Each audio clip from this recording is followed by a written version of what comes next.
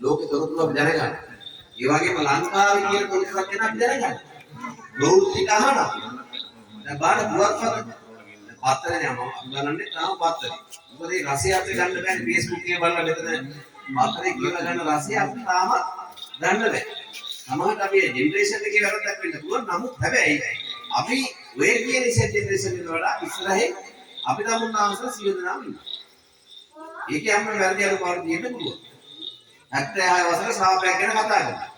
ලංකා ඉතිහාසයේ අවුරුදු 76ක ශාපේ නිසා තමයි මේ දේවල් උනේ කියලා කියනවා. මම පොඩි උදාහරණයක් දෙන්න මම මේ දේ පැහැදිලි කරන්න.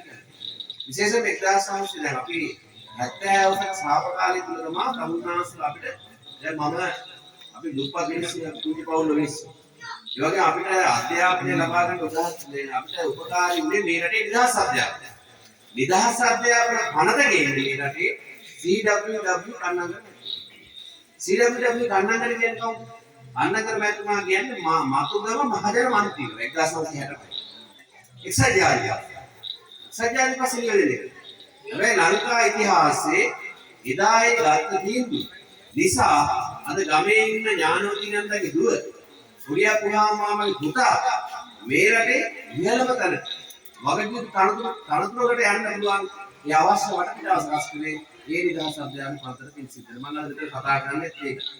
තමුන්නාසල උතරින් මේකයි. අද ගිහිලා ඉස්සර අපි දන්නවා අධ්‍යාපනයේ සීමා වෙලා තිබුණ එක පැලැන්ති විතරයි. ධනපති පැලැන්ති විතරයි සීමා වෙලා තිබුණ අධ්‍යාපනයේ අද තමුන්නාසල අපි සියලු දෙනාම අපේ දරුවන්ට ලබා දෙන්න පුළුවන් මේ වටපිටාව සකස් වෙන මෙන්න මේ අවුරුදු 76ක සාප කාලේ.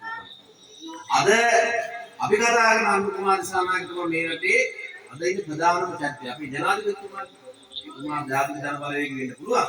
හැබැයි අපේ රටේ ජනාධිපතිතුමා අපේ ජනාධිපති. එතකොට සමුද්‍රයේම ඉන්න කොල්ලට ඇවිල්ලා ජනාධිපතිතුමා දක්වා එන්න පුළුවන් අවශ්‍ය වටපිටාව සකස් කරේ අන්න අරගෙන ආපු නිදහස් අධ්‍යාපන පන්තිවලින් සිද්ධ වෙනකොට CWW කන්නංගර මහත්තයා මේ රටේ හොරෙද්ද? CWW කන්නංගර මහත්තයා මේ රටේ මිනිස්සුන්ට අවුරුදු 76ක සාවකාරී තුල කරේ සාපයක් නේ? එතකොට මේ දැන් අද අවුරුදු 70ක සාපකාරී කන්නංගර මහත්තයා සාපකාරී දේශපාලන චරිතයක් බවට පත් වෙලා තියෙනවා. දැන් අද ලංකා ඉතිහාසයේ අපි දන්නවා මේ රටේ මුලින්ම පන්ත ගෙනාව. ඒ වගේම අපි දන්නවා මේ රටේ දුප්පත් මිනිස්සුන්ට බින්ගංගලක අයිතිය දුන්නේ.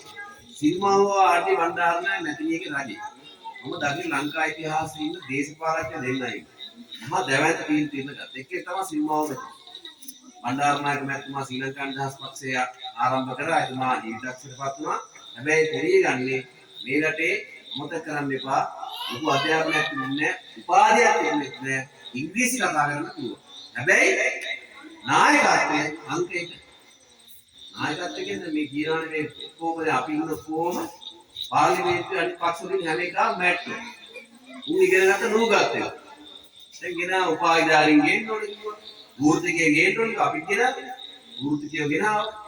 දේශපාලනයේ වань දැන් ලංකා ඉතිහාසයේ දේශපාලන චරිත ගත්තාම ලංකා ඉතිහාසයේ දේශපාලන චරිත හැම වෙලාවෙම බිහිලා තියෙන්නේ මේ කුංචි මිනිස්සුන්ගේ අතෙන් තමයි මේ චරිත බිහිලා තියෙන්නේ. මම අර කිව්වා වගේ දිනුවා මැදින් ඉන්නේ. එතකොට ලංකා ඉතිහාසයේ අක්කර 4000ක් තමයි පුද්ගල කීඩක් මේ රටේ දුප්පත් මිනිස්සුන්ට බෙදලා දුන්නා. 1948 පෙබරවාරි 4 වෙනිදා නෙමෙයි අපි නිදහස් වුනේ.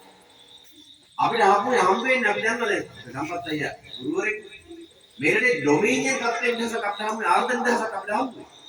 ඒ ආර්ධන නිදහස පරිපූර්ණ නිදහසක් වඩපත් වෙන්නේ 1972 මැයි 20 ජනතා නිදහස් සම්මත කළ ඒකේ සිනමාටි බණ්ඩාරනායක මැතිණිය. හොඳ කැබිනට් එකක් නේ.